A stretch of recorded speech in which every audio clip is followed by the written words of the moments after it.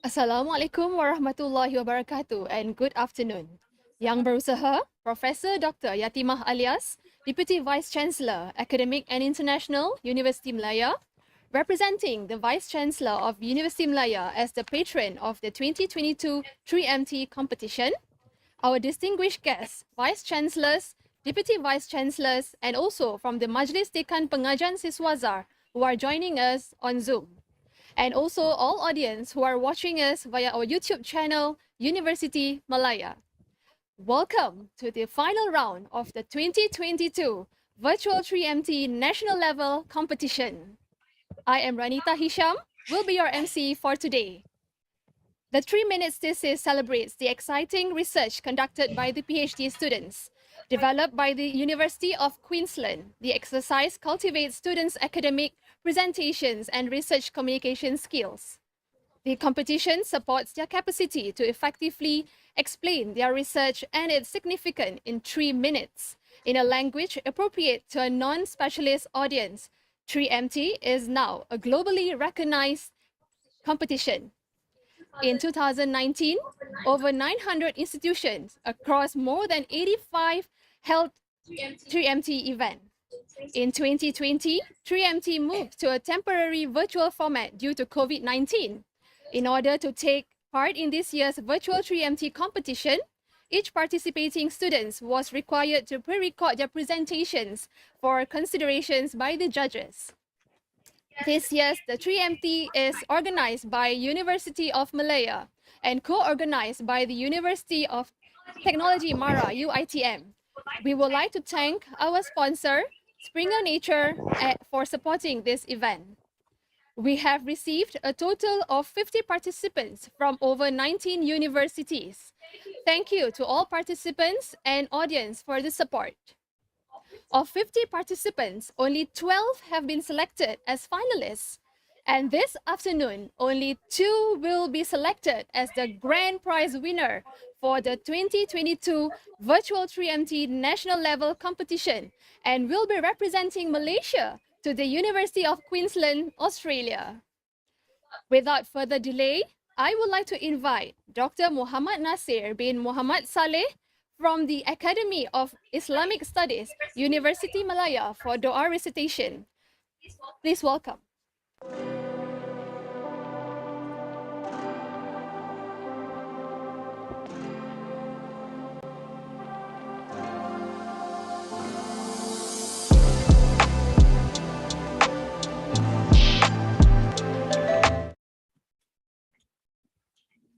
أعوذ بالله من الشيطان الرجيم بسم الله الرحمن الرحيم الحمد لله رب العالمين والصلاة والسلام على أشرف الأنبياء والمرسلين وعلى آله وصحبه أجمعين اللهم يا ذا الجلال والإكرام Ya Allah, sempena pertandingan 2022 Virtual 3 Minute Thesis peringkat kebangsaan pada hari ini, kami menadah tangan kepadamu. Kurniakanlah kami kesihatan yang berpanjangan, kecergasan minda, ketenangan hati dan kekuatan semangat supaya dengannya kami mampu mendepani cabaran, berdaya saing dan mampu mengangkat martabat diri, keluarga, masyarakat dan negara. Allahumma ya Fattah, ya Alim. Ya Allah, permudahkanlah urusan perjalanan program pada petang ini. Gatilah usaha-usaha kami. Bukakanlah pintu ilmu dan kebijaksanaan-Mu ke atas semua yang mengambil bahagian dalam acara ini agar lancar persiapan mereka. Allahumma ya malikad dunya wal akhirah, peliharakanlah kami serta universiti yang kami sayangi ini daripada segala bala bencana, segala ancaman wabak dan kerosakan. Kekalkanlah kebenaran, keadilan, perpaduan, ketenteraman dan kemakmuran agar kami dapat terus berbakti kepada nusa dan negara. Kami juga memohon kepadamu ya Allah agar kami semua sentiasa diberi petunjuk dan hidayah dalam melaksanakan tugas dan amanah yang diberi. Allahumma khtim lana bi husnil khatimah wa la takhtim alaina ya Allah bi su'il khatimah. Sallallahu ala sayyidina Muhammadin wa ala alihi wa sahbihi wa sallam. Walhamdulillahi rabbil alamin.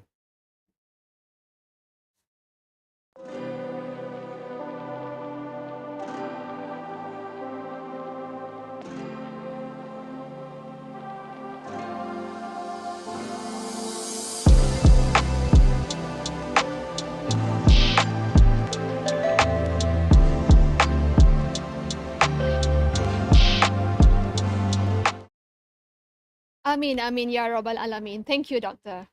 Now, I would like to invite Yang Berusaha, Professor Dr. Yatimah Alias, the Deputy Vice Chancellor, Academic and International University Malaya, the advisor for the 2022 3MT National Level Competition, to deliver her welcoming remarks. Please welcome.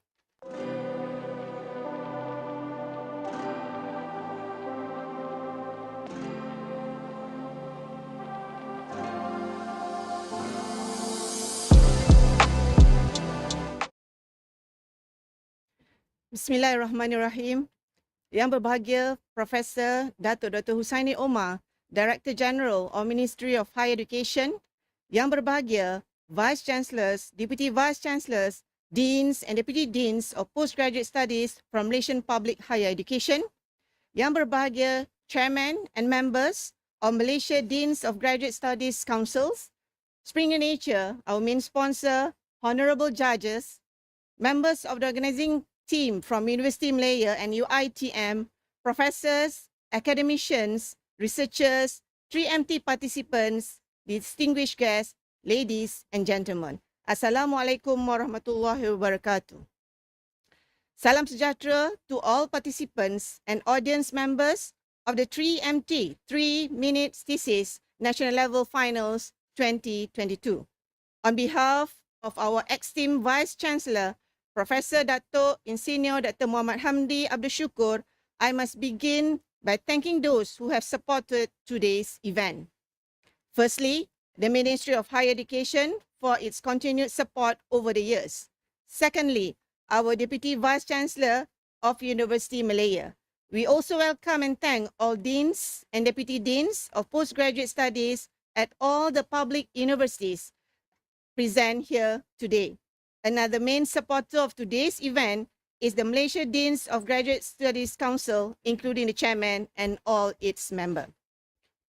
My appreciation also goes to University Technology Mara, our partner and co-host, without whose contribution today would not have been possible.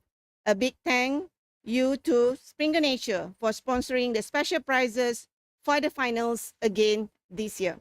We appreciate your continued support of this national effort to promote effective communication among new scholars. I also have to thank all the judges involved today for lending your time and wealth of knowledge in helping to guide the participants. I would like to congratulate the organizing team led by Associate Professor Dr. Surinder Paul Kaur, Dean of Faculty of Languages and Linguistics, Professor Insinyur Dr. Rosita Yusof, Director of the Academic Strategic Planning Center, and Dr. Siti Zaida binti Zainuddin, Deputy Dean for Student Affairs, Faculty of Languages and Linguistics.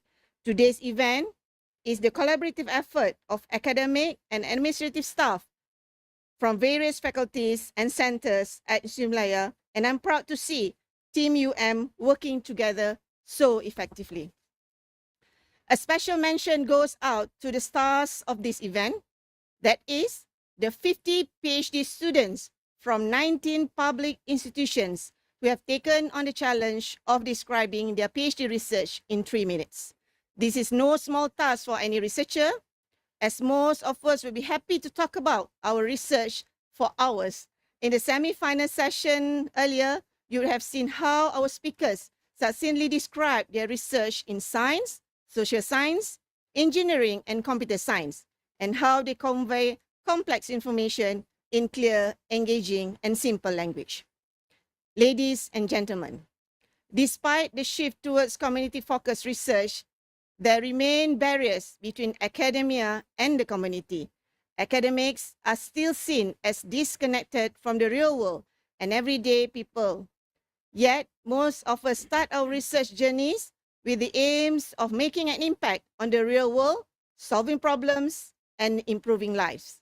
Similarly, University Malaya's vision is to be a global university impacting the world. We will not be able to achieve this without communicating effectively with external stakeholders or without engaging the general public. You could say that effective communication is the bridge across barriers. This is why the 3MT, more than a speaking competition, 3MT emphasizes that academics must converse with the general public. Future scientists must be more than experts in their field. They must be able to connect with others outside these niche areas and explain what they have learned and why it is important. When academics engage and inspire people beyond their fields, this breaks down barriers between academia and the community and paves the way for greater impact.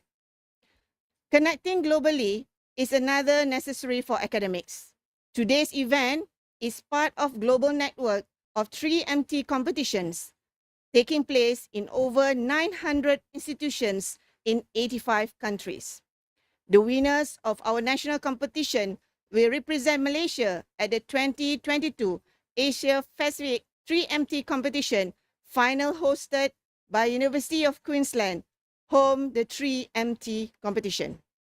Like the winners of the last year competition, UM's very own Nik Nur Ainin Sofia Nikmat and UITM's Afiq Aiman Abdul Ghaffur, two grand prize winners today, will have the opportunity to share their research with a global audience. This will open up new vistas of our contestants, winners, and their institutions. Although there are 2 grand prizes and 3 top places per category, true winning goes beyond prizes and ranks. In the pursuit of knowledge, winning means pushing the boundaries, challenging yourself, and above all, putting in your best effort. In this sense, all our participants are winners today. By sharing their research with the audience, they join the larger community of academics who are sharing their knowledge with society and making an impact. With that, I wish all the best to every contestant in today's finals. To the audience members, thank you for cheering on our scholars as they share their findings from innovative and enlightening research in diverse fields.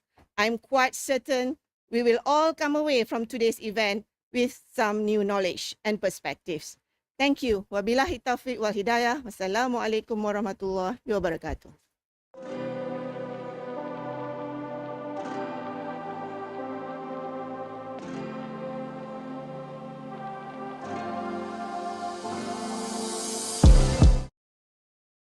Thank you, Prof. Ladies and gentlemen, please remember to disable your microphone throughout the event and make sure your microphone is on mute to ensure the ceremony runs smoothly.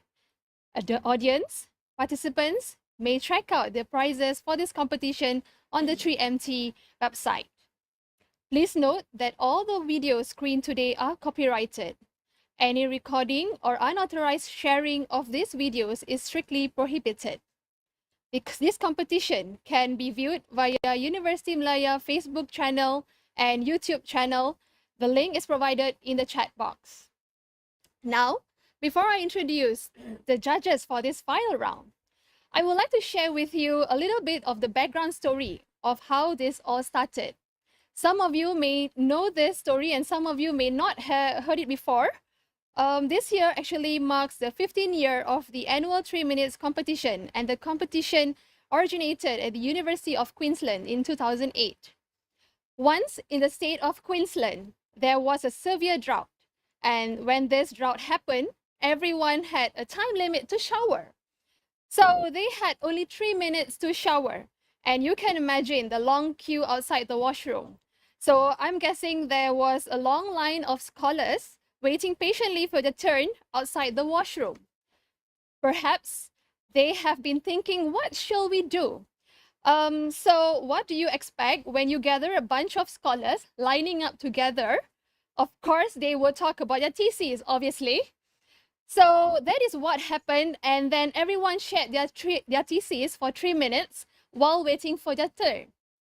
Then this stood to a spark, a wonderful idea in Professor Emeritus Alan Lawson, who was then the Dean of the University of Queensland, who said, let's turn this to a competition. So then that is how the 3MT was then birthed, and it's wonderful to see where it is right now. So now, let me introduce you to the 5 amazing judges for this final round. We have 4 judges here with us today and 1 judge joining us on Zoom. So, the first judge with us today is Datuk Halimah Muhammad Said from The Star.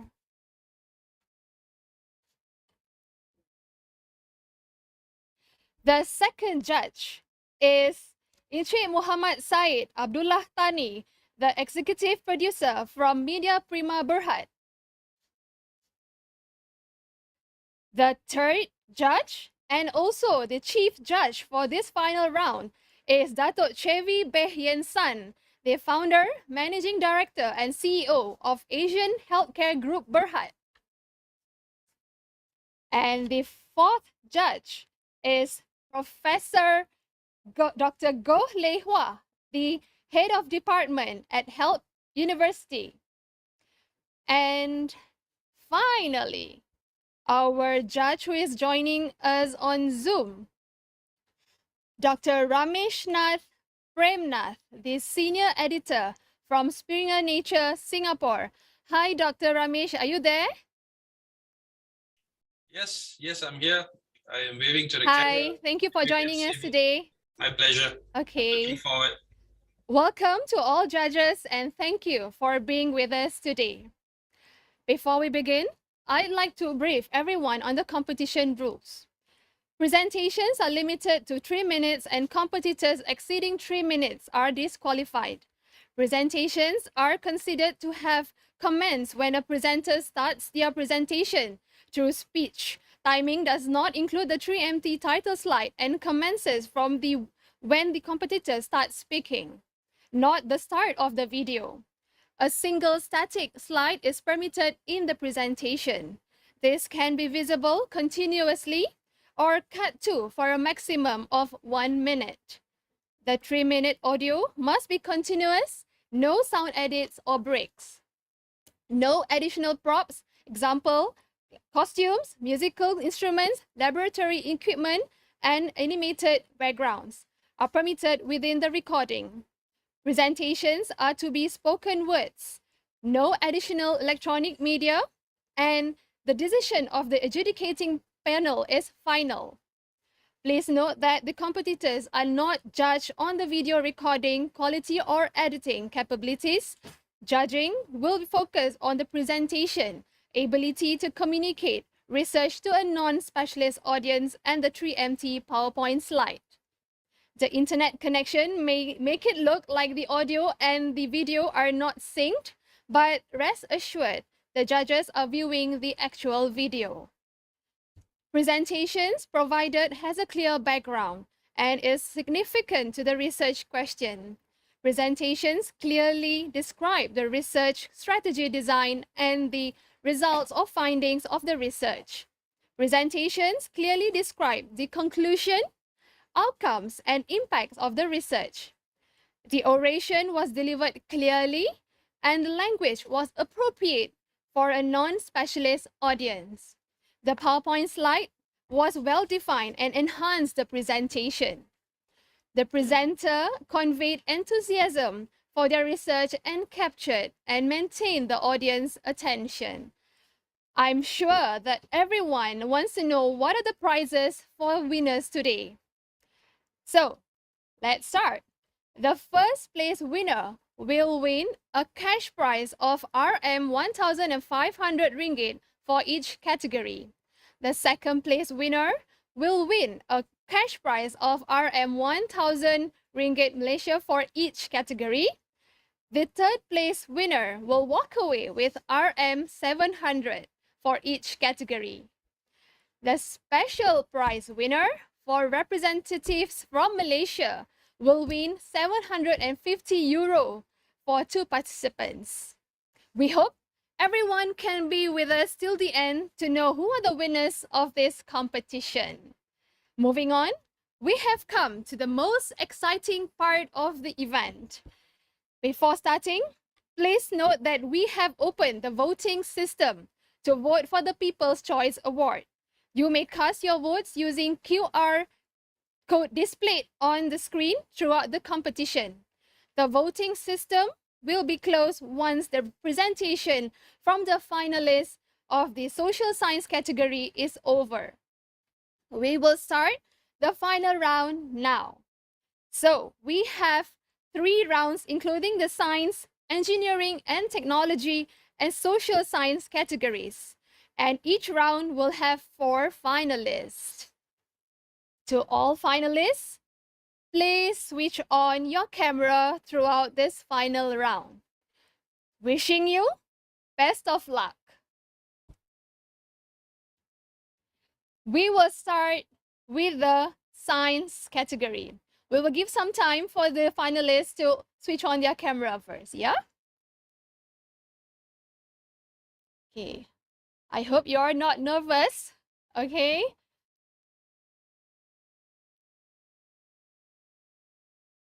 Okay, so we will start now. Our first finalist for this category is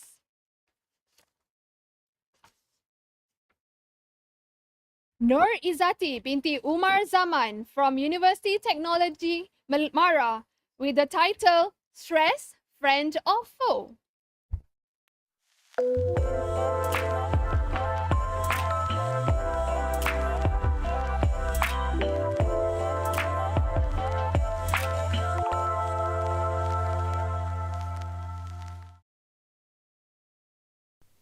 When I did my foundation studies 7 years ago, all I could remember was how miserable and stressful the experience was. Mind you, I was away from home for the first time after 17 years. And believe me when I tell you, I cried myself to sleep almost every single night for the first 2 months. To make things worse, I constantly compared myself to my peers. I used food as my coping mechanism, and I was certainly not in good shape, physically and mentally. My academics, on the other hand, was not doing great either. Now, 7 years later, I find that stress is actually a natural feeling we all experience when we are challenged or overwhelmed. But more than just an emotion, it is a hardwired physical response that travels throughout our entire body. Stress can be a blessing and a curse at the same time. It can be considered as a motivation, but too much of it can actually kill brain cells and wreak havoc in the brain. Certainly something you and I would like to avoid. One of the most important protein in the brain called brain-derived neurotrophic factor, BDNF, plays a crucial role in promoting the survival of brain cells and their connections, which is also crucial in learning and memory. My PhD research focuses on how stress in the most stressed age group, university students. It has been reported previously that BDNF levels decrease significantly if one is experiencing psychological stress and mental disorders.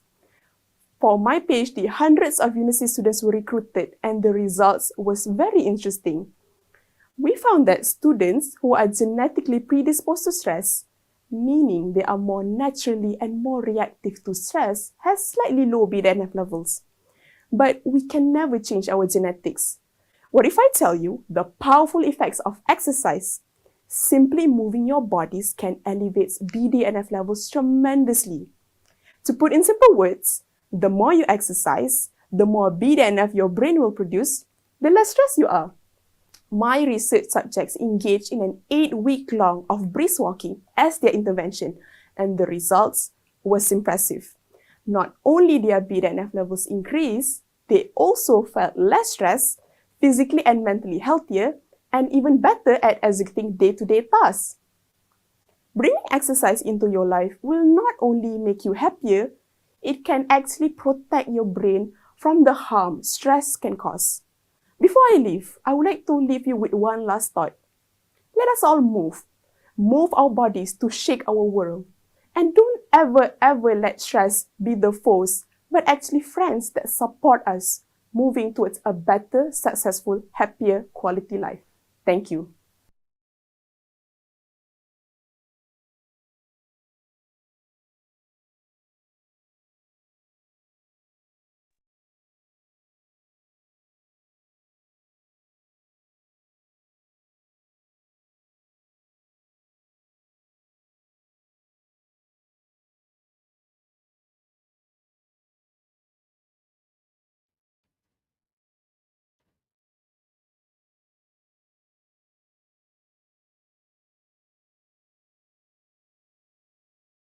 Thank you, Ms. Nur Izzati. We would like to interact with the finalists to know more about the research. For that, we have with us today the winner of the social science category and one of the grand prize winners representing Malaysia at the 2021 Asia Pacific Virtual 3MT competition, Puan Nik Nur Ainin Sofia Nikmat. To all finalists, kindly keep your answers within 1 minute. Puan Nik, the floor is yours. Thank you. Please welcome. Thank you, Dr. Anita, for the very kind introduction. I'm glad to be here today joining everyone in this competition. So today we are privileged to have watched presentations from our participants from different universities on the valuable research that they have undertaken as early career researchers and aspiring academics. I'm also honored to have been given the chance to speak to the incredible lineup of finalists for this year's national level competition. So previously, we have watched an exceptional presentation by Ms. Nur Izzati binti Umar Zaman, representative from University Technology Mara, on chronic stress. So Ms. Izzati, you're here with us, and can you hear me clearly? Yes, I can hear you. Great, great. So could you share some insights on the idea behind your research? How did the idea come about, and what motivates you to pursue this topic? Yeah, thank you for the question. In my perspective, for my whole life, I've always been a stressed person. I'm very receptive to stress. And for the longest time, I thought it was normal and that everyone experienced the same thing. And it took me 18 years to realize that this is not something everyone experiences and everyone has different stress levels. So for my perspective, I feel like I am not the only person out there who have been experienced this kind of stress. I think stress in students is so common that we sometimes take things for granted, and that when, especially after COVID-19, learning has now switched to digital mode of operation, and we are slowly adjusting to the shifts and changes in our education system.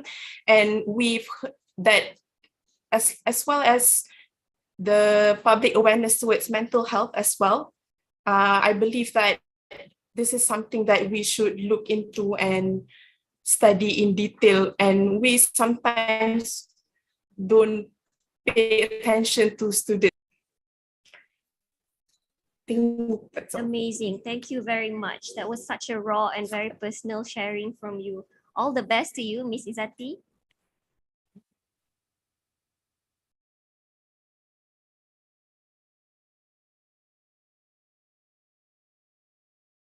Thank you, Puan Nik and Ms. Izzati. Now, our second finalist for this category is Ms. Nurul Aina Adila binti Rus Bakar Ruraini from University Kebangsaan Malaysia with the title Neoantigen, a barcode to detect and destroy cancer cell. Please welcome.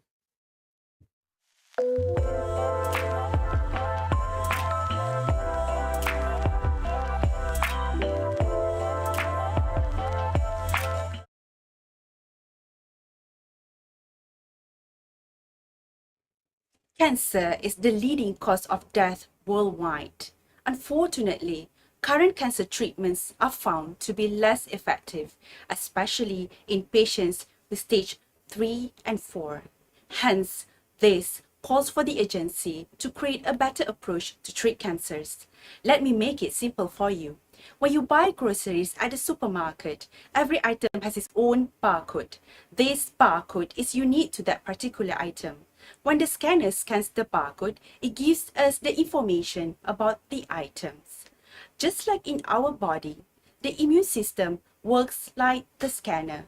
It scans through all the cells to detect dangerous cells such as bacteria, viruses, and even cancer cells. However, cancer cells are very intelligent.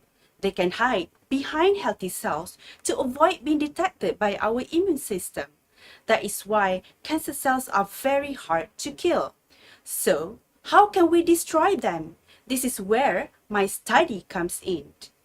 In my research, I have successfully discovered a special barcode called neoantigen, which is present on cancer cells.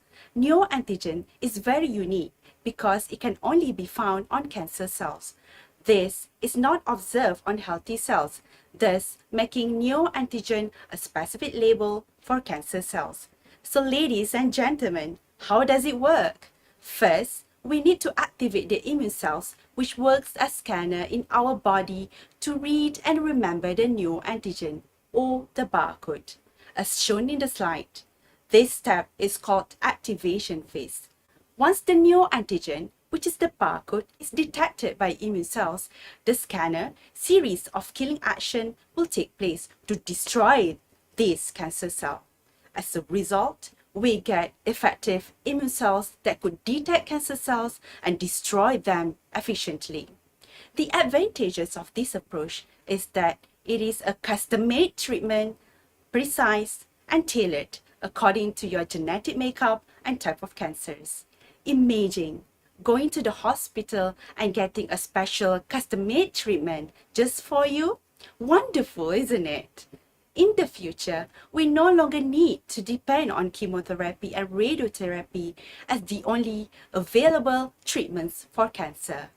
This is what I am offering to the world, a breakthrough treatment to destroy cancer using the power of our immune cells, which is precise and effective.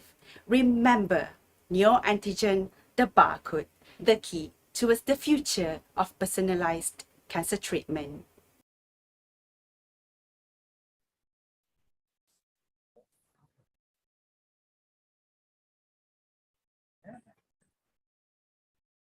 That was a groundbreaking research on the use of neoantigen in the treatment of cancer by Ms. Nurul Aina Adila. Ms. Nurul Aina, can you hear me?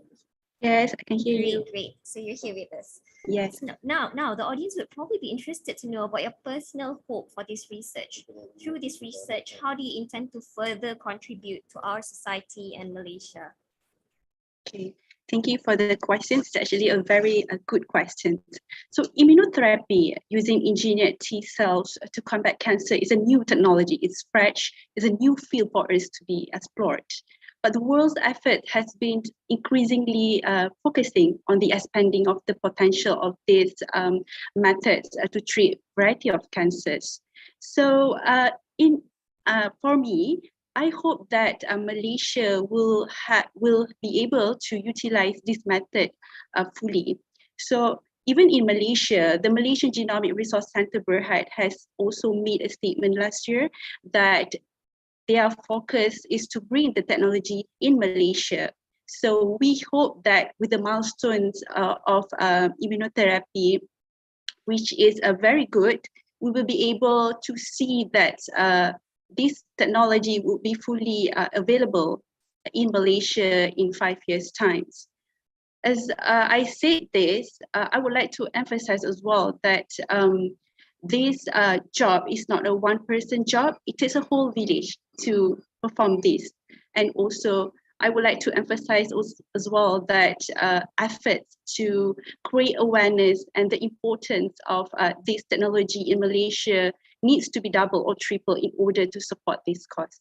So this is my hope. I hope that Malaysia will lead in immunotherapy technology one day. Thank you. Simply incredible. I agree with you. It really takes a whole village to solve a problem. Thank you very much for sharing your aspirations with us. I wish you best of luck. Thank you.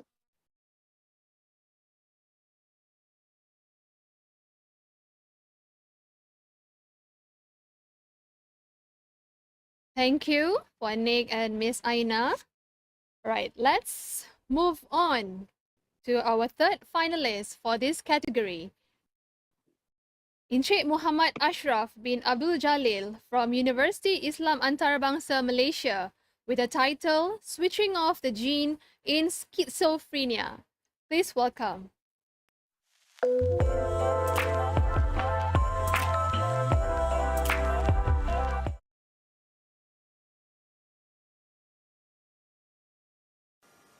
Do you know that the Nobel Prize was once awarded to someone with a mental illness? This was John Nash, who received the prize in 1994 for his works in economics despite struggling with schizophrenia. His amazing story was told in the movie A Beautiful Mind. Yes, the one with Russell Crowe finally realizing that his mate Paul Bettany is not real. Unfortunately, such happy ending is not typical for the majority of more than 24 million people with schizophrenia. Schizophrenia patients have lost the ability to tell reality from imagination. They may hear voices and think and believe that they are being hunted. They cannot think straight, express normal emotions, solve problems, or execute tasks. They can also act strangely and causing them to be isolated. Most of these patients are young adults. Therefore, with the loss of functions, family members, societies, and the nations are also affected. Here in Malaysia, we have more than 100,000 people with schizophrenia, and 85,000 of them are unemployed. Every year, we lose more than 400 million ringgit to schizophrenia alone, and this is rising each year. So why can't we treat schizophrenia effectively? Well, there are many reasons for that, but I believe the key reason is because we don't completely know why and how it happens. And these are the questions that my research tried to answer. As we were growing inside our mother's womb until late in adolescence, an immune protein helps remove unused nerve connections in our brain. Like pruning scissors, cutting off extra branches of trees and shrubs around our houses to keep them tidy and pleasing to the eyes. However, if we overdo the pruning, we will destroy the plants. Similarly, in schizophrenia, there is too much of this immune protein in their brains. Therefore, more nerve connections get destroyed than necessary, including the important ones. I wanted to know why this protein is raised in schizophrenia. So I met over 200 people with schizophrenia and over 200 healthy people, took their blood samples and studied certain genes and proteins. I found that while the genes are quite similar, there are differences in the amount of a special molecule attached to these genes, acting like a switch to turn on its production. This is promising because we know it is possible to remove this switch and therefore control the immune protein production. I really hope that these findings could eventually lead to better treatment for schizophrenia patients. John Nash's story proves that with the right treatment, care and support, they can achieve so much. It may not be another Nobel Prize winner, but at least they could go back to being productive and happy with their loved ones. I mean, the real ones.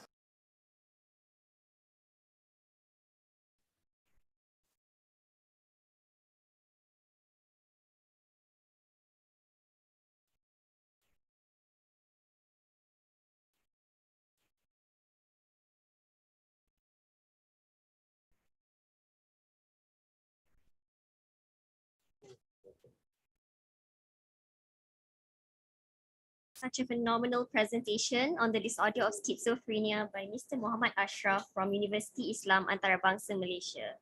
Mr. Ashraf, can you hear me? Yes, I can hear you. Can you hear me? Awesome. Yes, I can. So would you mind sharing with us the issues you've encountered in designing your research? I'm pretty sure there are some barriers that you face when you are designing your research. So how did you overcome those barriers or challenges? Okay, first of all, schizophrenia is a disease of the brain. So it's difficult to get samples from the brain, obviously. And you want to have large samples to be able to know what's going on lively. But unfortunately, that's not possible in schizophrenia most of the time. So people can try animal models, but this disease is also not present in animals. So we have to find a way to in the middle to solve that. So in my case, I use blood samples as well. So although it's not 100% accurate, but we have evidence in the literature that says that some of the changes in the brain is also reflected in the blood. Second thing, we use the psychopathology scores to detail down the patients. You know, schizophrenia is a very wide range of disease. So there are different, it's different across patients. So we have to know which patients, which kind of symptoms that are relevant to the findings that we have. So we use other sort of methods to overcome these limitations.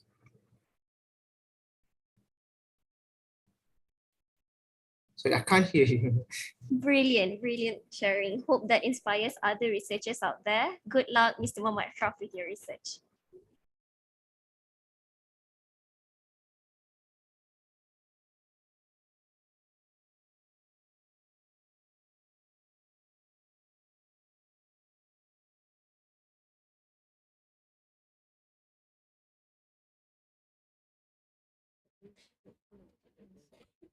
Thank you, Mr. Muhammad Ashraf and Puan Nick.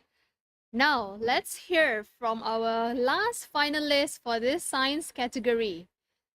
Let's have Mr. Muhammad Ashraf Adwa bin Masimin from University Malaysia Terengganu with the title Superbugs versus Superhero Silver Nanoparticles. Please welcome.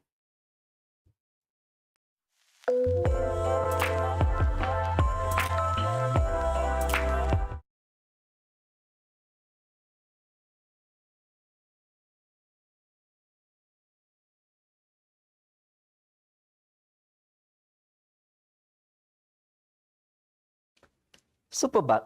What's that? Sounds like a superhero, isn't it? But it's not.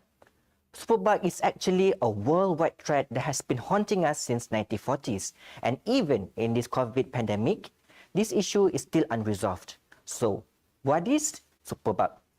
Superbug or antibiotic resistance is a condition where antibiotics are no longer effective towards bacteria, and this will cause burden to the healthcare professional to treat the patients. So, what can we do to reduce the burden worldwide? I mean, there must be something we can do, right? Have you heard about silver nanoparticles? You know that silver metal that are very small in size, nanoscale, and the size itself are much smaller than the bacteria? Well, scientists are getting interested in silver nanoparticles due to many reasons, but most importantly, they have broad spectrum antibacterial properties, or easier word, they can kill different types of bacteria effectively. So, this is the superhero we're looking for to combat antibiotic resistance. There are many ways to produce silver nanoparticles, but biological method which uses biological organism to facilitate the process are gaining popularity since it is easy, non-toxic, and environmentally friendly. In my case, I use polychaete or marine worm extract. Why polychaete in the first place? Does this worm have any specialty? Well, polychaete can be found abundantly in Malaysia, and most importantly, their extract contain valuable compounds such as proteins, minerals, and vitamins to facilitate the silver nanoparticle production. In my case, I just simply add the polychaete extract with silver solution to produce silver nanoparticles. From the successful process and from our trial antibacterial data, we found out that silver nanoparticles are able to kill superbug effectively. And interestingly, we found out that silver nanoparticle can kill bacteria in multiple ways, which antibiotic fails to do so since antibiotic focuses on one method to kill the bacteria. Well, this is a great news since single agent can kill bacteria in different ways, and this can reduce antibiotic resistance. Imagine if we develop silver nanoparticles as antibacterial agent in the future. Imagine how many diseases can be treated easily. Although this is still the beginning, we hope that the finding from this study can be the stepping stone to combat antibiotic resistance, and we hope with the help of superhero silver nanoparticle, the world will be saved from superbugs. Thank you.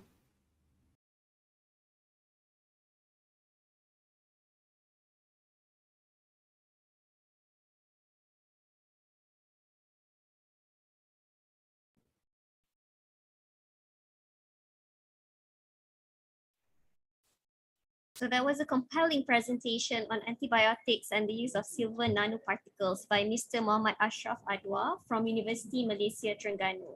So Mr. Muhammad Ashraf, are you here with us? And can you hear me? Yes, very clear. Thank you. Great, awesome. So my question for you is, what sparked your interest in this research? What draws you to this topic? Well, actually, it sparks from a personal experience itself because I've seen people getting antibiotic resistance. So it is actually a very serious issue, and people don't realize that antibiotic resistant issue is actually as serious as COVID itself. Because if we cannot kill bacteria using antibiotics, using the current treatment, so maybe in the future the fertility can be increased again. So it's something like a personal experience and my own interest in finding the, I would say, solution or improvement to treat the antibiotic resistance itself. And most importantly, I would like to promote a green technology silver nanoparticles so that we are towards a safer technology to combat antibiotic resistance. Thank you. Thank you for your sharing. That's incredible. And I hope you'll be able to sustain your interest in the topic throughout your PhD. All the best to you.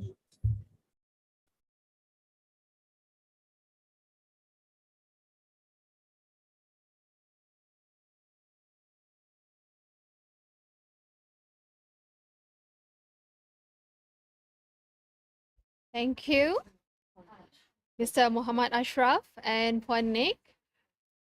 Wow, now we have heard all the great research conducted from the finalists in this category. Ladies and gentlemen, we will take a 15 minutes break for the judges to deliberate on the finalist presentations. Please remain in this hall and refrain from entering the judges' breakout room to avoid being kicked out from the event. Thank you. See you later.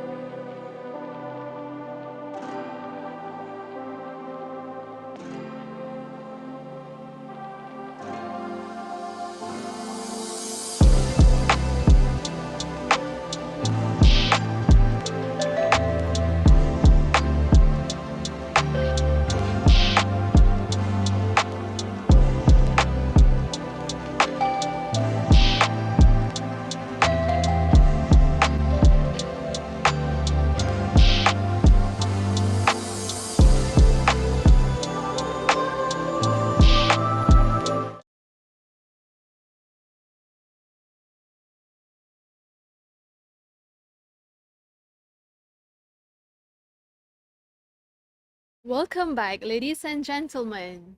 Next, we'll continue with the second round of the competition for the engineering and technology category.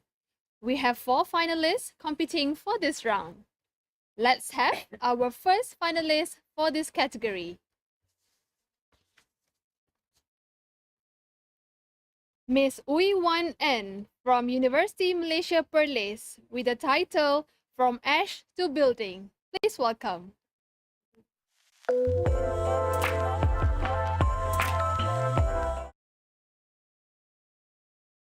Ladies and gentlemen, this is the Earth portrayed in the movie Wall-E, produced by Pixar Animation Studio back in 2008. In merely 700 years, the Earth will look like this, overrun with rubbish and no longer a home for human beings. Today, because of human activities, a lot of waste materials will landfill, polluting our environment. The movie is turning into reality. But we cannot stop development. Global urbanization, economic development increase the demand for new building and infrastructure, which relies heavily on cement. Cement is the key ingredient of concrete, the second most used resource on Earth. It is produced through crushing, grinding, and heating of limestone.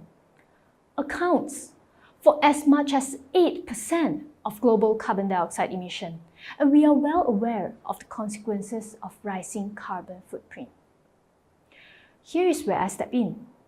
To my knowledge, the byproducts from electric power plant, water treatment plant, or steel mill can be converted into 1 part geopolymer, which is essentially a green building material that can replace cement.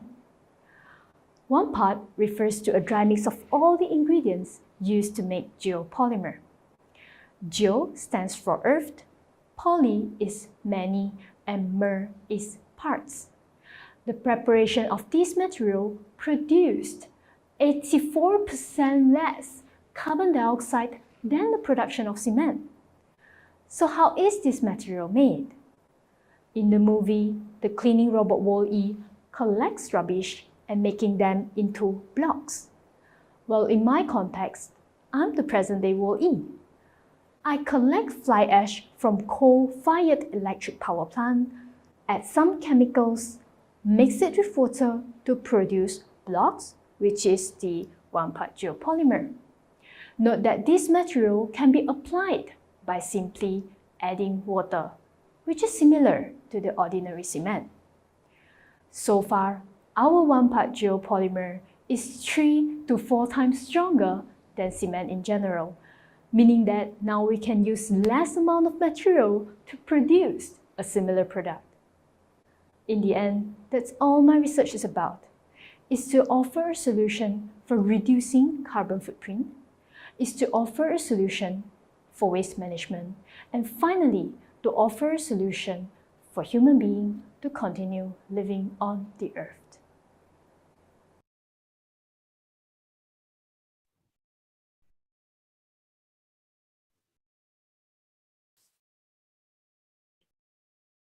That was a thought-provoking piece of work by Miss Ui Wan Wen from University Malaysia Perlis. Miss Ui, are you here and can you hear me? Yes, I can hear you. Can you hear me? Great, okay. I love that you use Wall-E in your slide, the movie character. It's so cute. Could you share your insights on the most important lesson that you've learned throughout the preparation for this competition? How would you describe the experience? Thank you for the question. That's also a very interesting question. Well, so you are asking if there is any interesting lessons that I've learned from my research. Oh well, it is very challenging, of course, for research to be completed. The challenge that I've faced during my research is that I have to use different kinds of chemicals to activate the waste materials. Of course, we know that waste materials is not that stable, all right? But we try to use different kinds of materials to activate the raw material so that it can be a better product than the currently having product, which is the ordinary Portland cement. Ordinary polycement is the aim, is the product that we would like to substitute with our product. So if our material is not greater, the properties is not greater than the one that is commercialized right now, there is no point. So the challenge that I face is that I have to keep improving my research, keep enhancing the steps and also the raw materials. And then from there, I learned that, oh, well, there is a lot of things that can be done by using different kind of materials that, to activate the waste materials. At the end, it can achieve more potential applications can be found. I think that's the challenges that I face and also the lessons that I've learned from my research project. Thank you. Wonderful. Thank you very much for your insightful sharing. Good luck to you, Ms. Uy. Thank you.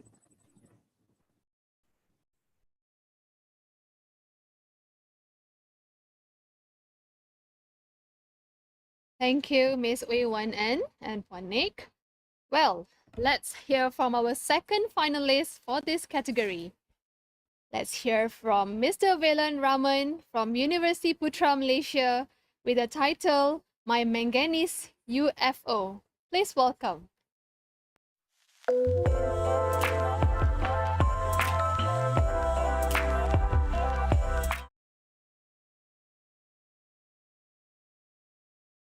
I was a child, I've had an interest in two things, building blocks and UFOs. Today, as a researcher in the field of reticular chemistry, I happily get to deal with both, just not in the way you might expect. You know how children play with Lego blocks, joining and stacking them?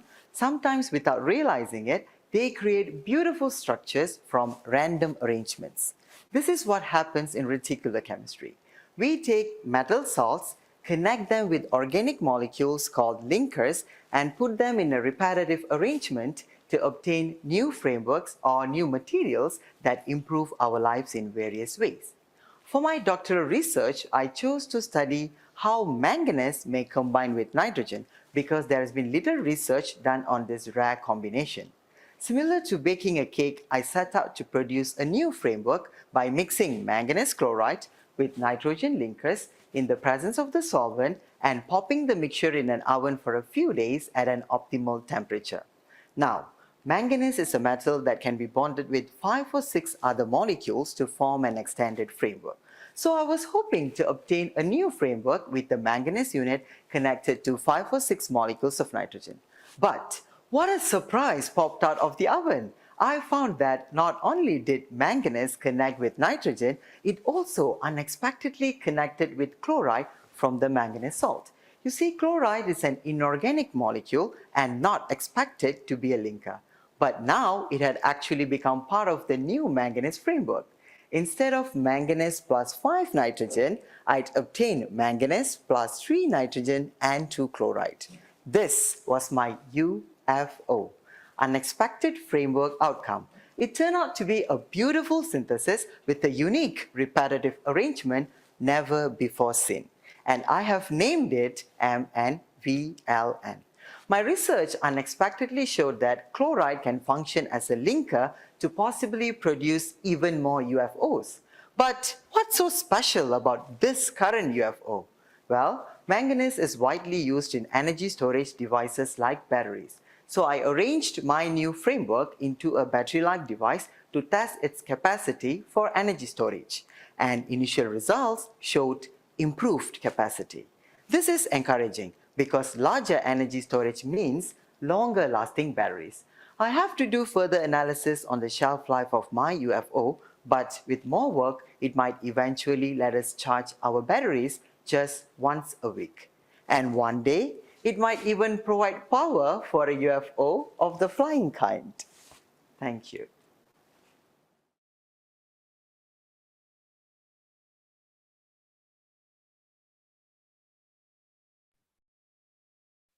That was a very informative yet light-hearted sharing on his unexpected framework outcome by Mr. Velan Raman from University Putra Malaysia. I really enjoyed the use of Lego as a metaphor at the beginning of your presentation. Actually, my daughter and husband also love playing Legos. Can you hear me? Yeah, sure. Okay, great. Okay, so would you mind sharing with us today, like, what's your most meaningful source of inspiration throughout your studies, and how has that helped you throughout your studies and learning process in general? So first of all, I'd like to say sorry because my laptop has an issue, so I could not fix the virtual background. So coming back to the questions, what inspires me to do this research work is actually because when you do a PhD research, it's all about independent and doing things, stuff like that. So I just want to come out from my comfortable zone of working with people and so on. So I just want to be independent on surveying and doing something which is more in a unique way. And it ended up I'm doing a research in which where people have done in a limited sources like manganese and nitrogen is a rare combination. So I choose that challenge, and finally I figured out something unexpected which gives the positive consequences in my work. And since the results also is in a preliminary stage, I hope one day these materials can make it into something useful for the society. Thank you. Thank you very much, Mr. Valen, for your sharing. All the best to you in your research endeavors. Thank you so much.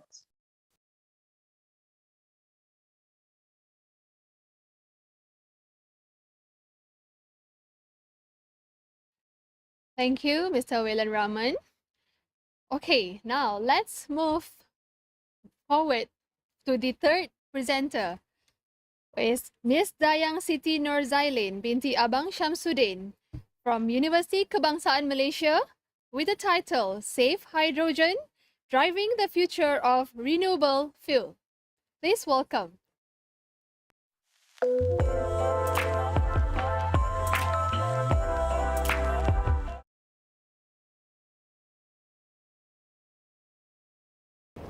Have you ever thought that one day we're going to stop using petrol? Do you know that in 2050, fossil fuel, which produces our petrol, is expected to be extinct? So what do we do then? The answer is to produce renewable fuel, such as hydrogen fuel, to fill up our cars, use it as a cooking gas, generate electricity, just like our current fuel. In fact, we already have our first hydrogen plant in Sarawak. You might ask, why hydrogen fuel? Well, because hydrogen can be produced from renewable sources such as water, which is plentiful, making it a reliable alternative to fossil fuel. Sounds promising, doesn't it? However, hydrogen is extremely flammable. But worry not, because my research is going to solve this problem and make hydrogen safe for public use. How? My research predicts the hydrogen explosions, the causes and its impact, so that proper safety design can be developed for us to use it safely. Previously, most explosion study through experiment cannot be conducted in a large scale, and it's dangerous. That's why my research uses simulation method rather than experiment, so that I can conduct unlimited studies. And of course, I don't want to explode anything and risk the safety of myself and others. So how does my simulation model works? The concept is just like when we play firecrackers. Let me share you my childhood memories where I played Meriam Buluh with my siblings. What happened was we light up a whole bunch of firecrackers in the bamboo and then we ran away. But we were hit and injured badly after the explosions. We were surprised because we don't see any fire or anything hitting us. So what actually hit us that causes injuries? It is actually a blast wave that was produced during the explosions that couldn't be seen with our own bare eyes. But using my simulation model, this wave can now be seen virtually as shown in the slide. On the left is the actual explosions where you cannot see the blast wave, while on the right is my simulation model where the blast wave can now be seen. The bigger the wave, the bigger the impact.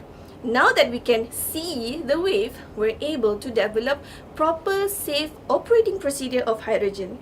In other words, if I had my simulation model when I played Meriam Buluh, I would have known where to run and not get injured. Ultimately, this research is important to ensure safe environment for people to use hydrogen as a fuel. So in future, we don't have to worry about running out of fuel because hydrogen fuel can be safe to use with proper operating procedure. The world is shifting from fossil fuel to renewable fuels, and this is where my contribution on safe hydrogen application is crucial.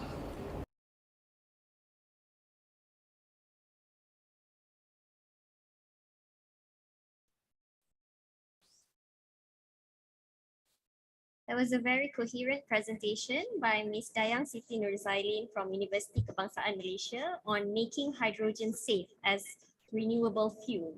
So Ms. Zailin, I see that you're here with us. Can you hear me? You're on mute actually. I cannot hear you. Can you just unmute yourself? Yeah, okay, great. Can you hear me? Yes, yes. Okay. I can hear you now. So I was surprised at your anecdote earlier about the Meriam Buloh. How very brave of you. So I have just one simple question for you. Would you mind sharing your thoughts on the importance of communicating your research to the public? So what is your personal takeaway from this competition? Okay, thank you so much for the questions. So the question is about communicating my research to the public, right? Correct, yes. Yeah, okay. So basically, I think for my research is about green technology. Yeah. So for green technology, people, when we are talking about awareness or like spreading the knowledge to other people, for green technology, I believe that in this case, it's not really about awareness, because I strongly believe that many people are already aware about these issues, about this green technology, such as, climate change, fossil fuels depleting. But it's just that our people are not truly accepting green technology as the best alternative to fossil fuels, which is why it is important to convince the public and policymakers to finally make some progress towards the sustainable energy development. And my research, which is tailored specifically to the applications in Malaysia, would be very crucial in public acceptance, because I'll be providing them evidence and proof that green technologies not only can save our Earth, making money and so on, but most importantly, safe for people to use, because it's normal for people to fear changes. So I really hope that my research would eliminate that fears. Yeah. Thank you very much for your sharing. I agree with you. People are actually aware, but convincing the public is just another matter altogether. And I'm pretty sure we have to convince some very important stakeholders as well, right? Exactly. So that's some food for thoughts for all of us here. Good luck to you, Ms. Dayang Siti Nurzailin. Thank you.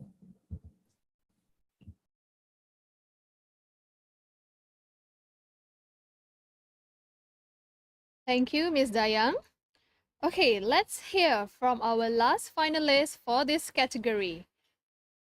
I would like to call upon Mr. Danny Hartanto Jajrom from University Science Malaysia with the title How AI Can Protect Us Against the Silent Killer, PM 2.5. Please welcome.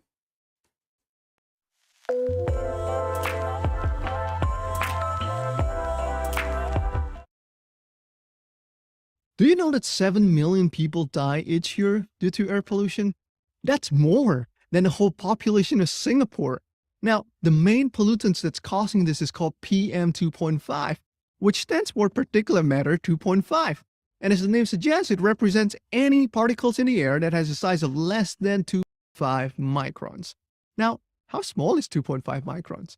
Well, you could pluck a strand of your hair, and PM 2.5 is 50 times smaller than the hair that you're holding right now. It is incredibly small and virtually invisible to human eyes. It is so small, it can enter your lungs, into your bloodstream, and start damaging your organs. Now, in some cases, it could even lead to death. According to the World Health Organization, 95% of the people in the world still breathe in high level of PM 2.5. Now, why is that? Well, it turns out that a lot of these people are simply unaware of the PM 2.5 level in their area, and I don't blame them. A single monitoring station costs at least $250,000 to construct. And as you can imagine, not a lot of people have access to such system. Now, our goal is to bring back this access to all of these people. But how are we going to do that if it costs so much? Well, that is the breakthrough of our research. Instead of using expensive sensor, we use machine learning model to predict PM 2.5 using simple weather informations like temperature and wind speed. Now, this is how it works. Think about the first time when you learned how to ride a bike. Initially, you fell over and over again, but then as you practiced, you got better and better, and eventually you knew how to ride a bike. The same goes for machine learning model. Initially, it will generate a lot of bad predictions. But then as it learns from its past mistakes, it gets better and better, and eventually you get a really good model. Now, matter of fact, with our most recent deep learning model, we were able to achieve up to 80% accuracy.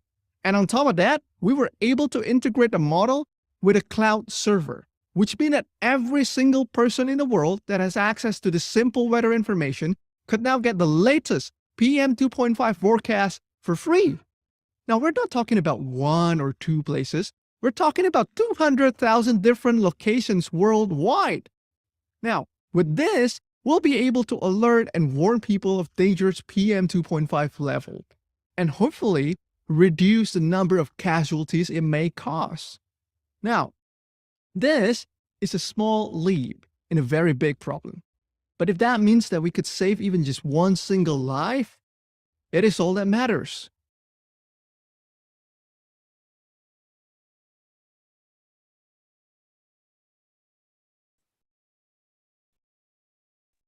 That was a very captivating presentation by Mr. Denny Hartanto Jarum from University Science Malaysia on his presentation on PM 2.5 as the silent killer in our everyday life.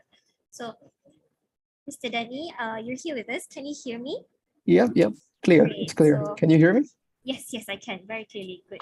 Awesome. So I have a question for you. It's a little way down the road, but would you mind sharing with the audience here your plan after completing your PhD? So what's your vision specifically related to your research? Okay. Probably I'll start briefly on how I first, end up doing this research. So I've always loved technology since a very young age. And when I saw this article that says that 7 million people die because of air pollution, I think to myself that we gotta have to do something. We could do something to help all these people, right? So when I look at existing research, what I've done is that a lot of what they do is they try to get the model to be really accurate. But the sad thing is most of this model end up on paper. It never really go into real world and never really go out there to alert people and help people out. So my research is on top of building an accurate model, I really want to build a platform that so that people could easily build machine learning model and deploy it to the real world, right? So it doesn't end up on a paper, but it goes out there and start alerting people and start saving people.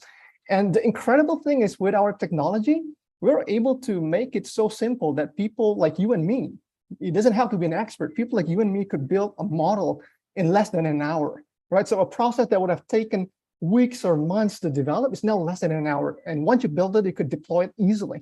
So my goal is by the time we finalize the model and really tested it out in real world scenario, is that we could launch this and make it, open source. So anybody in the world, if they want to build a model that could predict this air pollution in their area, they could do it, and it's free. That's really my hope, so that we could really help, all of these people.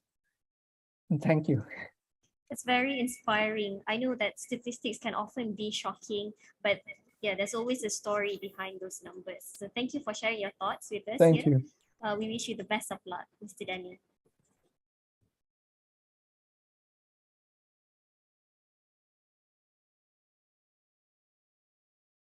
Thank you, Mr. Denny and Puan Nik. And thank you to all participants from this category for your insightful sharing. Ladies and gentlemen, we will take a 15 minutes break for the judges to deliberate on the participants' presentations. Please remain in this hall and refrain from entering the judges' breakout room to avoid being kicked out from this event. Thank you.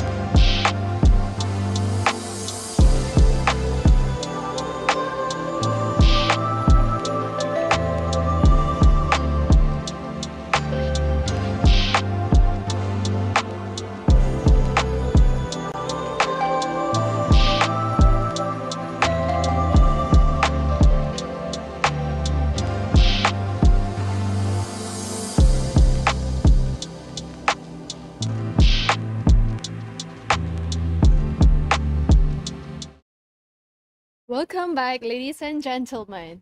Next, we will continue with the third and final round of the competition for the social science category. We have 4 finalists for this round. Let's have the first finalist is Hieu Chi Yin from University Putra Malaysia with the title Enhancing Working Memory with a Music-Based App. Please welcome.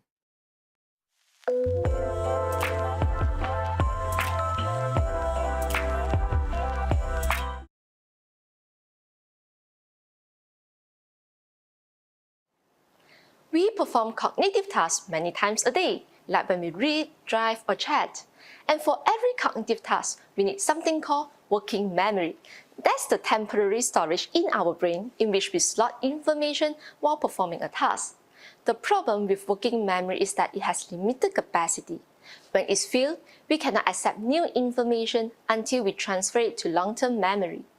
Unfortunately, there is no way to increase the capacity of working memory. But the good news is that we can train it to process and keep information more effectively. For example, we remember a handful number better by chunking the 10 digits into 3 groups. Another method is a repetition of tasks, which helps the brain process and transfer information quickly. There are commercial memory training apps already in the market, but they are expensive, pretty intensive, and limited to digits and shapes.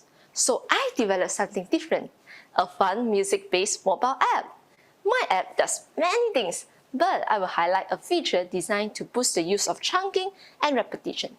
There is a visual game where players have to listen and look at the lit-up music notes on a virtual keyboard, then recall and play them forwards and backwards in the correct sequence. It's similar to remembering a handful number, just that the app uses music notes. When the players repeat their efforts, the repetition effect occurs and their working memory improves. To test my app, I put 60 children into 2 groups. One group used a commercially available app and the other group used mine. After 10 sessions, the children went through a working memory assessment. As expected, both groups did better in the post-test than in the pre-test. But what was rewarding was that the group using my app not only enjoyed the musical task, they could also remember digits and shapes better, although it did not train them for that. These results suggest that the children could transfer skills involved in one area of cognition to another. Unlike previous research, I have gone on further to observe qualitatively how children engage with the app. By recording their behavior and using sequential analysis, I found that children with high and low working memory play games differently and respond differently to correct answers. These observations will help me to address different learning styles in the future. Meanwhile, I have published my app on Google Play Store for free so that users like you and I can benefit from it at any time. I hear that it's getting used more and more, and that is music to my ears.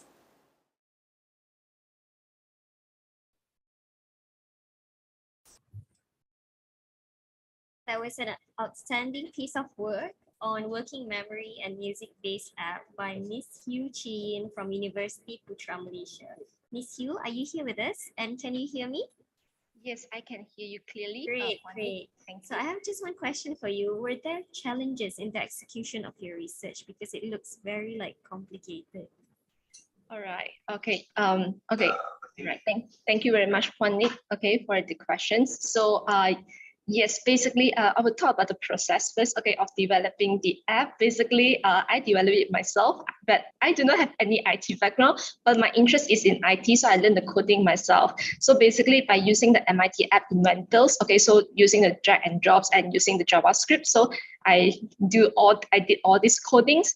And for the apps, okay, basically there are 2 main games. Okay, one is the ear trainings, and the other one is the visual spatial trainings. These games is mainly for those who do not have a musical background, okay, because I understand that a lot of people, they do not have this opportunity to access, okay, to, all these musical instruments. So that's why through these apps, they not only can improve the working memory, okay, but at the same time, they can learn, okay, a little bit of new skills like music, right? Okay, thank you very much. Awesome. I think it's really great that you did it yourself. That's the best way to learn, right? Thank you. Yeah. Skills. And that's essentially what a PhD is. It's about investing in yourself, right? And developing some important skills. Yes. So all the best with your research journey, Miss Yu. Thank you very much, Thank Pandit. you very much for sharing.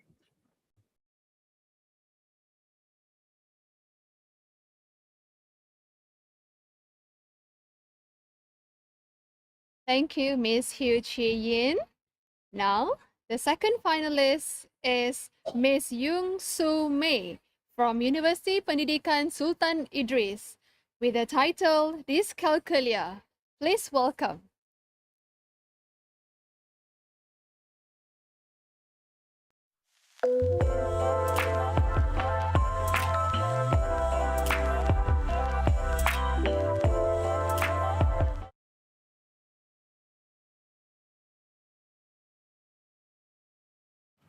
Maybe you have heard about dyslexia, but have you ever heard about dyscalculia?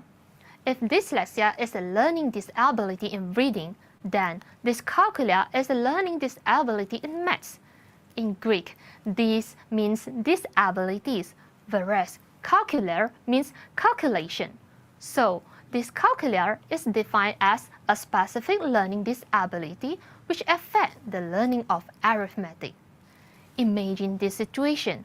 While a group of children are playing board games, there is a child who cannot participate well just because he cannot recognize the quantities of the dots on the dice. This is more intense in children with special educational needs. Children with dyscalculia are often born without number sense, which make it difficult for them to recognize number. The numbers are like dancing to them. So, these children are often left behind in math classroom. They cannot do even simple arithmetic. In my study, I have designed and developed a dyscalculia module to improve the basic arithmetic skill. This module includes a teacher's manual, pupils' exercise book, PowerPoint games, and number sense interactive games. Simple visual techniques have been introduced such as dots, lines, circles, and squares were used to assist this pupil to master in the core skill. 30 lesson plans with 12 different techniques have been introduced in my module. Students are given opportunities to build on their number sense through the fun interactive games. With this dyscalculia module, not only the dyscalculic pupils become more confident in solving mathematical problems, teachers and parents are more appreciative of their dyscalculic child, providing support to the dyscalculic community, therefore leading to improving a friendly environment in an inclusive, equity, and diversity society, which is in line with UNESCO's belief that every learner matters. Thank you. That was an eye-opening sharing by Ms. Yung Soo Mei from University Pendidikan Sultan Idris on her topic on dyscalculia. So Ms. Yung, I see that you're here with us. Can you hear me? Yes, I can hear clearly. Yes, okay, great. So this is actually my first time learning about dyscalculia. And as a mother, I think it's great that we're discovering more about learning and potential disabilities. So I just want to know, what drives you to do this research? What sparked your interest in this topic? Okay, all right. Thank you for the question. Okay, it begins when I was teaching in school. I was teaching mathematics. So in the math classroom, I always discovered that there are certain number of children who cannot master in mathematics, no matter how hard we try to give them to do exercise or drilling.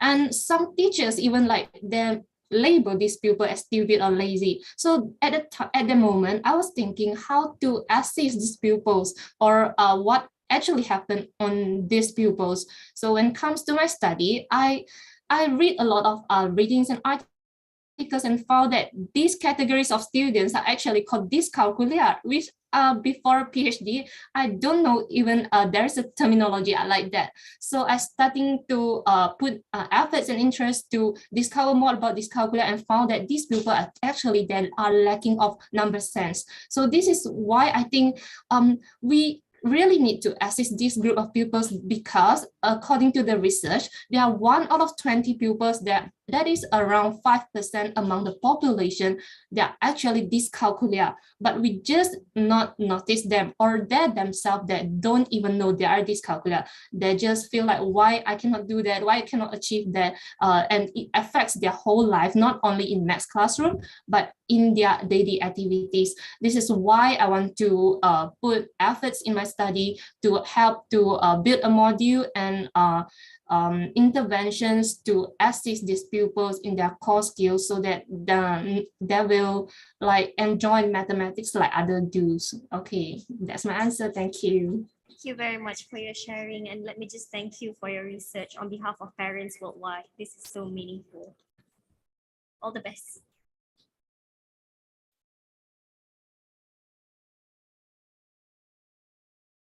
Thank you, Miss Young. Now, we move on with the third finalist for this category. Let's have Miss Dewi Seribayu binti Nordin Salat from University Technology Mara with the title Riding the CEO Influences Firestorm and Netizens' Perception on Brand Equity. Please welcome.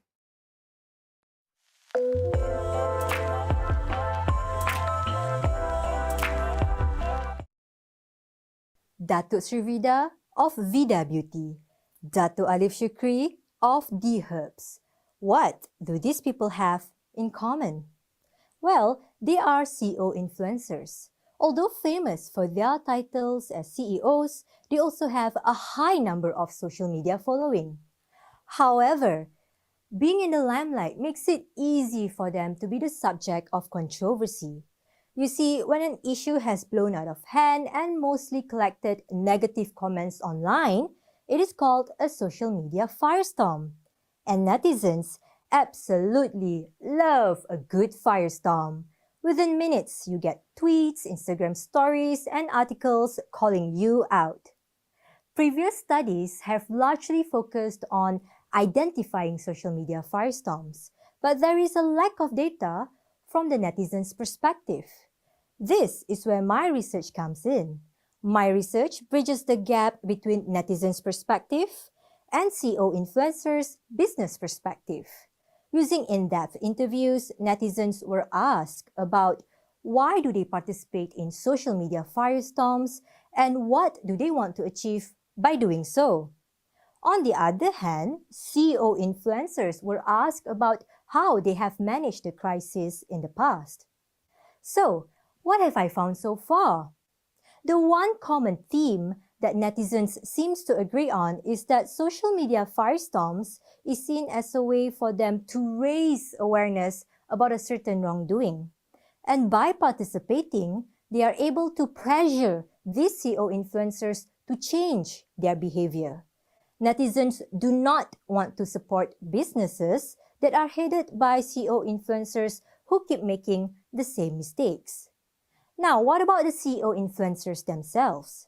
Well, it's found that it's important for them to address the issue as soon as possible, be it with an apology or a justification to their actions. This helps to settle the firestorm before it spreads, as it is not good for their brand image in the long run. Interestingly, CEO influencers also found that the increased discussion around their brand actually introduces people to their business who have not known them from before. Now more than ever, a company's brand equity can be its most valuable asset. By understanding netizens' perspective, businesses are able to extinguish the fire before it spreads. Like a true firestorm, we don't know where the wind will blow the flames. It only takes one negative comment, one decisive crisis to burn down years of branding efforts. Thank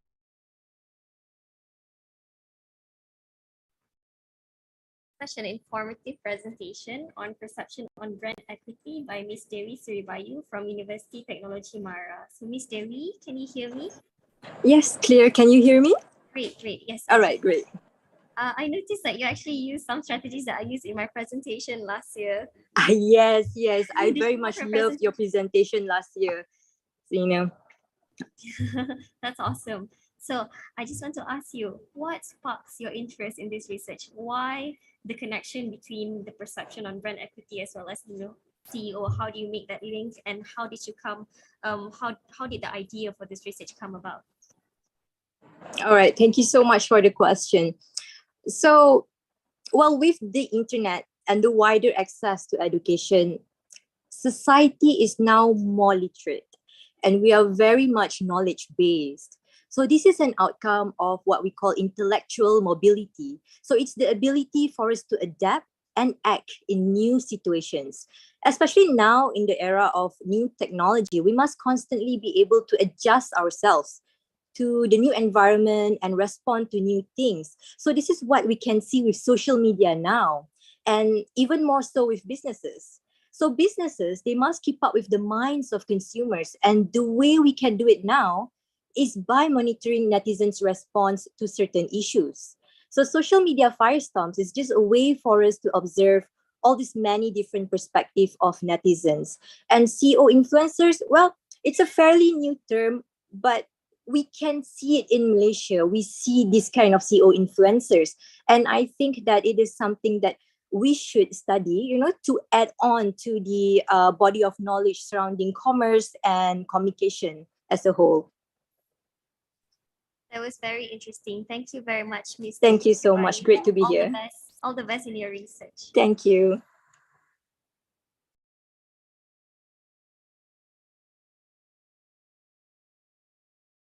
Thank you, Ms. Devi.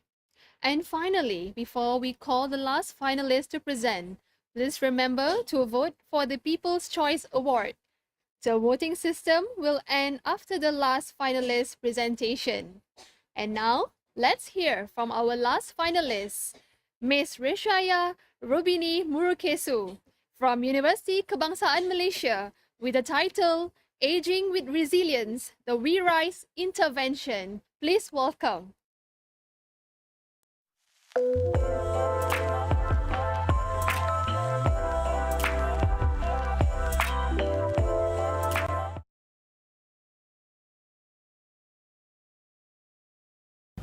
Just imagine, you're slowly losing the ability to move around, or losing the ability to remember your way back home, or worse, losing both abilities at the same time. Maintenance of both physical and mental function is important in preserving resilience of the aging human body. Cognitive frailty is a syndrome affecting the elderly, which is a combination of frailty and cognitive decline, which impairs independent functioning. Current research suggests that it can be reversed. My study was conducted among elder people of lower socioeconomic status, the B40 category, who are more prone to poor health and yet often neglected in health promotion programs. The We Rise intervention, which stands for Warga Emas, Resilient Mind and Muscle Exercise, is a multi-domain intervention comprising of exercise, cognitive stimulation, dietary counseling and psychosocial support. I designed We Rise to be socially stimulating, simple, very low in cost, and most importantly, I wanted it to be super fun. We Rise first comprised of 12 weeks of community-based intervention. The exercise incorporated music and games. The cognitive stimulation component was originally designed and did not require reading or writing skills, as majority of our participants had less than primary level education. Malaysian culture was injected to give a sense of familiarity and excitement. Dietary counseling focused on the Malaysian palate and local healthy food. Finally, psychosocial support was provided via instructor facilitation and through the participants themselves as they formed friendships and socialized within their peer group. The next 12 weeks was the We Rise at Home intervention with phone-based supervision to empower participants to be self-efficient. What did I discover then? Following 24 weeks of intervention, there was significant improvement in the participants' physical fitness, memory and attention, as well as psychosocial well-being. Additionally, more than 70% of the participants no longer had cognitive frailty. The novelty of my study? We Rise is the first of its kind in providing evidence that a multi-domain intervention can reverse cognitive frailty and foster resilience among the elderly. We Rise is effective with a large social component that can be enjoyed by the aging population. I strongly believe that We Rise should be implemented as health promotion program in Malaysia. Confucius said, "Our greatest glory is not in never falling, but in rising every time we fall." So, choose resilience, choose to be wise, choose to be strong, and choose We Rise. Thank you. That was a terrific presentation by Ms. Rishaya Rubini from University Kebangsaan Malaysia on aging with resilience. Ms. Rishaya, I see that you're here. So can you hear me? Yes, I can. Hello. Awesome, awesome. Great. So for many of us, we have like soft spots for the elderly people, right? And in an aging community, in an aging population community, research such as yours is very important, right? So in your experience, what has been the most rewarding part of your research? So, like you said, I've got the biggest soft spot for geriatric rehabilitation. I love, mingling and socializing with the older adult population. And it's been a very fulfilling journey so far because what I learned from my master's data collection was that there's a lot of neglect in terms of health promotion and access to health among the lower socioeconomic population. So when I did introduce this intervention, I had participants who came up to me who said, thank you, because they actually have friends. They were living alone without their children, without family support. And, with this intervention, they were able to feel a sense of belonging and, foster relationships. And there were a few participants who, after the intervention, they felt sick. But because they had companions from the intervention, they were able to help each other out. And I feel that, all older people need is a little bit of care and a little bit of support from us, the younger people. And I felt that that was the most rewarding part of my research, able to make a difference in their lives, even if it was little. Thank you very much for sharing your thoughts. I love and support your vision because I also have a grandma that I'm very close to. Thank you very much. Good luck for your research. Thank you.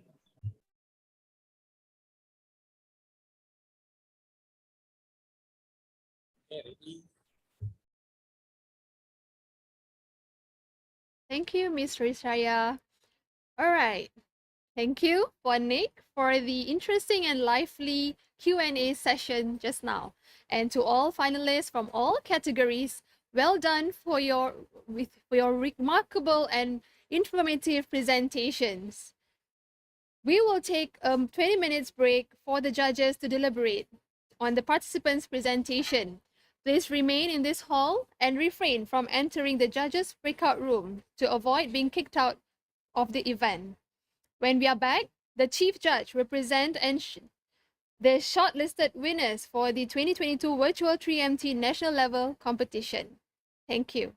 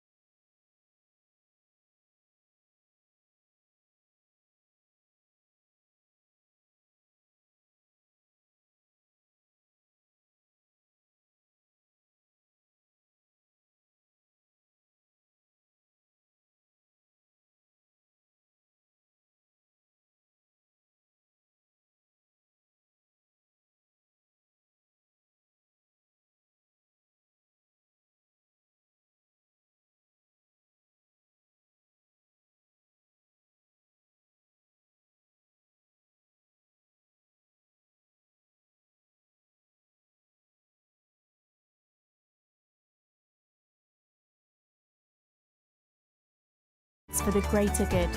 Setting ourselves bold ambitions as a business to be more diverse, to do all we can to protect our planet, to bring together researchers, policymakers and practitioners to accelerate progress towards the UN's Sustainable Development Goals, and continue to lead the way in opening up research, ensuring that the world makes as much progress in the next 150 years as it did in the last, improving and enriching our lives and helping to protect our planet for future generations. Springer Nature, opening doors to discovery. The people who built Springer Nature have been opening doors to discovery since the beginnings of modern science. The research we publish has provided a trusted source of knowledge to make progress towards a better tomorrow. We build on this legacy with the United Nations Sustainable Development Goals, a blueprint to achieve a better and more sustainable future for all. We work to support researchers across the globe as they tackle urgent societal needs, connecting them with practitioners in policy and business who desperately need those insights to improve the world. We work to amplify the discoveries in our multidisciplinary books, journals, and cutting-edge science journalism, opening up and disseminating data and insights for those who need it most. We work to innovate by investing in new services and technologies, such as machine learning to identify SDG-relevant content, providing insights and tools to empower our customers and stakeholders to deliver.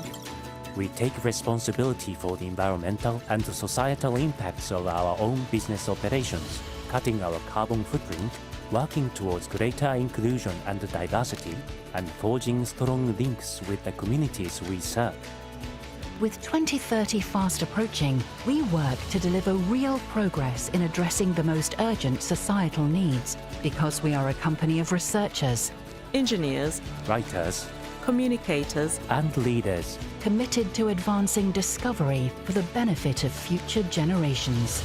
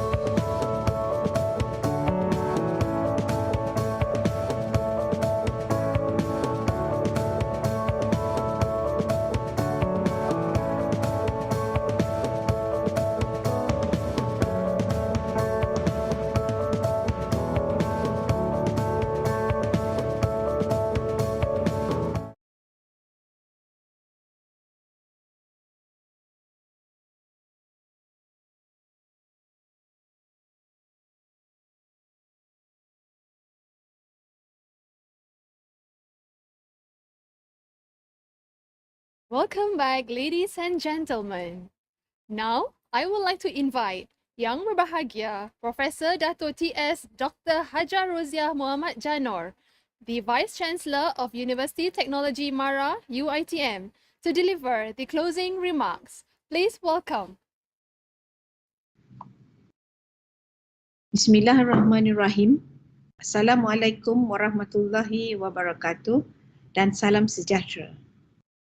Yang berbahagia Profesor Datuk Insinyur Dr. Muhammad Hamdi Abdul Syukur, Naib Chancellor Universiti Melaya, tetamu kehormat yang hadir pada pertandingan 3MT peringkat kebangsaan pada tahun ini, para peserta daripada semua universiti di Malaysia yang turut berada bersama kita pada hari ini, wakil media dan hadirin yang saya hormati sekalian. Alhamdulillah, syukur kehadrat Allah Subhanahu Wa Taala kerana dengan limpah kurnia dan izinnya dapat kita bersua pada hari ini di pertandingan 3-minute thesis 3MT peringkat kebangsaan bagi tahun 2022. Terlebih dahulu, saya ingin mengucapkan berbanyak-banyak terima kasih kepada pihak Universiti Melaya dengan kerjasama UiTM kerana menganjurkan acara yang sungguh bermakna ini. Hadirin yang dihormati sekalian, bagi meneruskan majlis, izinkan saya berucap dalam bahasa Inggeris. Ladies and gentlemen, a very warm welcome to all our eminent guests, distinguished judges, and participants to the 2022 virtual 3-minute thesis competition national level. Let me begin by thanking everyone for gathering here in empowering doctoral students to preach their research within 3 minutes confidently. Moreover, it is indeed a delight for us in UiTM to collaborate with to make this competition a success. 3MT is an international research and academic communication competition to help students improve their academic presentation and professional communication skills. In 3 minutes and using one PowerPoint slide, doctoral students are required to give a convincing and engaging presentation about their dissertation and its importance. Ladies and gentlemen, with 3MT, our students develop a mastery of skills crucial to engage an audience. They can flex their ability to organize their thoughts with greater clarity and communicate their work's unique selling point. The practice it offers students is no less intense than any other competition and is equally rigorous. I am sure the skills displayed are also impressive. Not only will our doctoral students be able to notch yet another added value to their resumes, I believe that through competitions such as this, universities in Malaysia can also leverage on their position as an education hub to enhance education and career opportunities.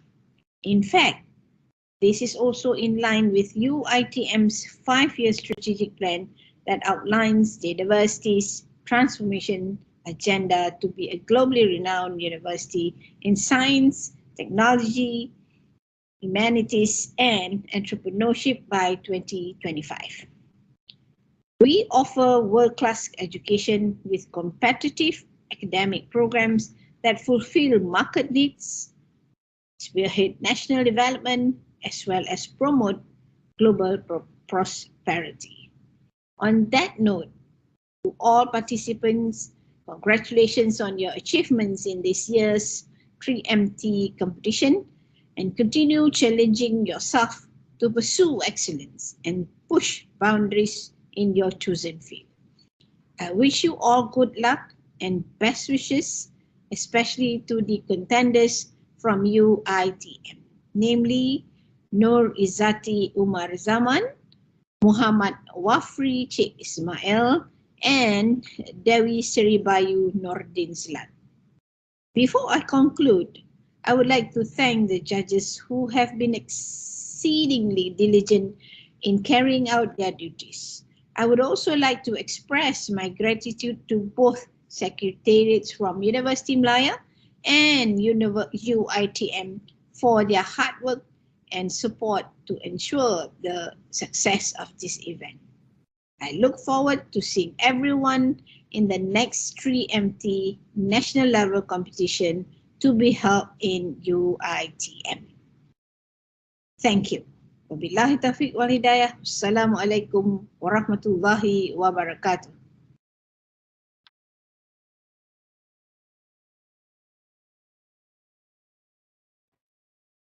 Thank you, Prof. Now, we have come to the most exciting event of the day. To all participants, to all finalists, are you ready? Yes? Nod your head.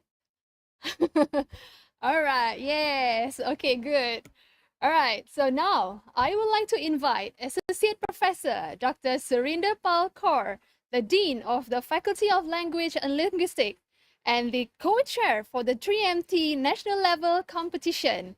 Please welcome. Over to you, Dr. Surin.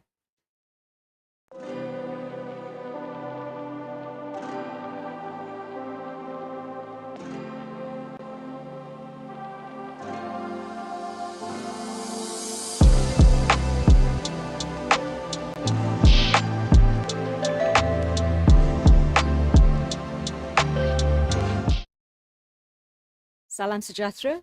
A very good afternoon, ladies and gentlemen. We've reached the culmination of today's 3MT competition. The moment we've all been waiting for, the announcement of the winners of this competition. As Dr. Ranita mentioned a lot earlier to you, we have 3 categories, and there will be 3 winners from each category. The third placed winner from each category will walk away with Ringgit Malaysia 700. The second place winners, they will obtain 1,000 Ringgit Malaysia. The first place winners will receive Ringgit Malaysia 1,500. On top of it, most significantly actually, we will have 2 grand prize winners who will get 750 euros each. They will be selected from the 3 top winners, and they will get the valuable and significant opportunity to represent Malaysia at the University of Queensland at the international level competition. So, I forgot. We also have the People's Choice Award, and this is to show your love, your appreciation of one particular winner who is going to be receiving this particular award.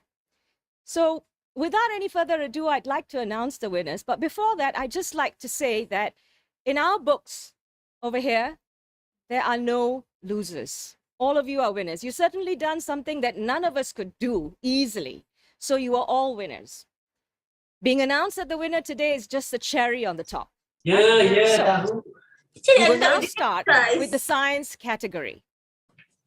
The third place winner for science, receiving a cash prize of 700 ringgit, sorry, I just reduced your price, is Norizati binti Omar Zaman from University Technology Mara UiTM. A round of applause for Norizati, please, everyone. A title was Stress, Friend or Foe. Second place winner from University Malaysia Terengganu, Muhammad Ashraf Adwa bin Masime, with his topic, Superbugs versus Superheroes, Silver Nanoparticles. Our main first place winner for the science category. Are you ready? Excited? Nervous? I'm excited. All right. Nurul Aina Adila binti Rus Bakaruraini from University Kebangsaan Malaysia for her topic, Neoantigen, a barcode to detect and destroy cancer cells. Congratulations, Nurul Aina. Congratulations to the second and third place winners as well. Well done, all 3 of you. We now go on to the second category of engineering and technology. Third place winner. Drum rolls. Ui Wan N from University Malaysia Perlis for her title From Ash to Building. Round of applause for Ui, please. Well done, Wan N. Second place goes to... Any guesses? Anyone? Dayang Siti Nurzaidin binti Abang Shamsuddin from University Kebangsaan Malaysia. Safe hydrogen driving the future of renewable fuel. Well done, Dayang Siti. Congratulations to you. And let us go now to the winner for the engineering and technology category. First place winner. Any guesses, anyone? I'm sure you have your own guesses in mind. But the winner from USM, Danny Hartanto Jaro. How AI can protect us against the silent killer. Congratulations, Danny. Well done. We're all very, very pleased and proud of you. Finally, the last category, the social science category. Again, the top 3 from this category. Third place goes to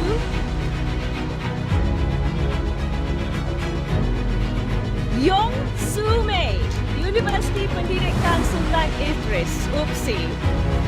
Well done, Yung Soo Mei. Second place. Yung Soo Mei is down. Who do we think is on?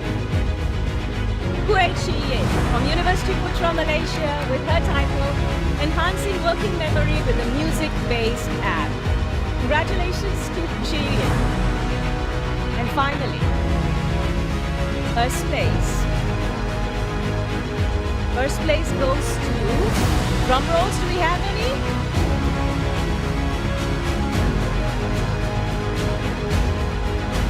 Anyone? Do I need my glasses to see this? Do I? Nah, we'll announce the first place winner. The first place winner from the University of the National University of Malaysia, actually University Kebangsaan Malaysia, Rishaya Rubini Murukeso, Aging with Resilience, the We Rise intervention. Well done, Rishaya. Well done. So, there you go. We have our winners, ladies and gentlemen. However, we still have 2 more awards to come. The People's Choice Award. The People's Choice Award is the award that goes to the person to whom the audience has showered the most love, the most appreciation. And that person is Nur Izzati binti Umar Zaman, UITM. Congratulations, Nur Izzati. You're definitely well liked, well loved by your audience. So, who are our grand prize winners? The 2 grand prize winners who are going to get €750, but that's just a monetary reward. The far greater reward is the chance to represent Malaysia at the University of Queensland, to carry our flag, to carry our name forward at the international arena. The 2 winners of that are Danny Hartanto Jaro from University Science Malaysia and Rishaya from University Kebangsaan Malaysia. Rishaya Rubini Murukeso. Congratulations to Danny and Rishaya. I am sure you will do us all proud. But congratulations again to not just the winners, but to each and every one of you who participated today. As we said earlier, you're all winners. No losers here. Congratulations, everyone. Thank you.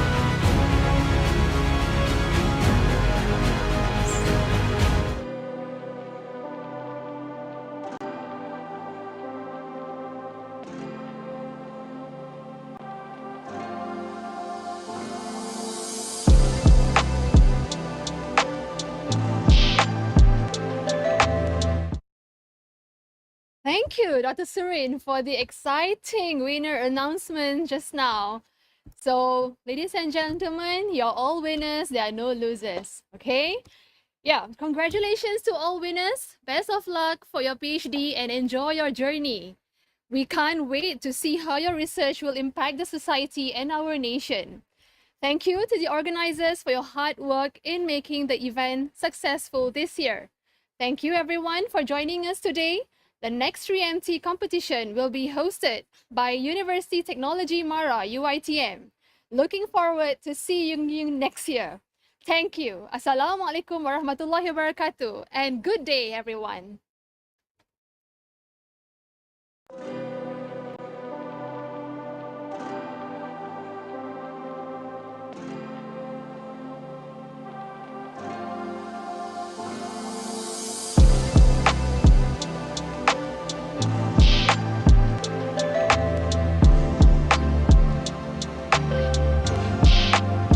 Recording stopped.